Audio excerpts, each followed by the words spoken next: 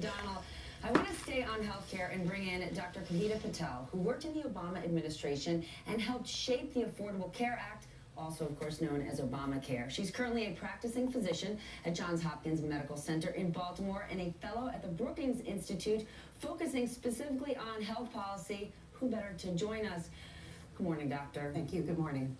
So many GOP members actually told us yesterday they hadn't actually read the bill. Have you read it? I have, actually, and all the amendments, including the very famous Michigan morsel from Fred Upton himself. So walk us through. Right. For those people who are panicked, who are calling their local lawmaker saying, I'm going to lose my coverage, what do you see here? So what we see here is a reason for panic, because what is true is that people will, especially if they're older or have some of those pre-existing conditions, they might get charged all the way up to 100 times more than what they're paying now, depending on what they have. So as you mentioned, there is, the individual mandate is gone, but replacing that is actually a requirement to have what we call continuous coverage. If you miss that, the insurers can charge you more.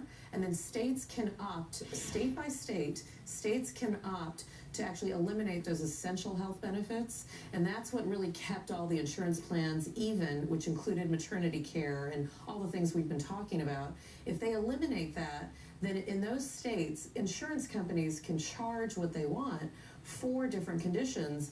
And I like to tell people, this isn't just repealing and replacing the Affordable Care Act. It's going back to the worst of what healthcare was before the Affordable Care Act. But what if this brings all the insurance companies back to the party? You are looking at some states where you're only faced with one possible insurer. So what's to say the insurers don't come back to play and there is a competitive race that they want to be your insurance provider and they actually lower rates? Is there a chance that could happen? So that's the ideal, and I would love to tell you, Stephanie, that in some markets that may happen, but I'll tell you, when you look at why people are dropping out of those markets, it's because people are much sicker, and to insure them, they will have to charge a lot more money, and then these are the very same people that don't have enough income to pay for that insurance, and now we're taking away the money to pay for it. This $8 billion that Congressman Upton added is not enough if everybody in the country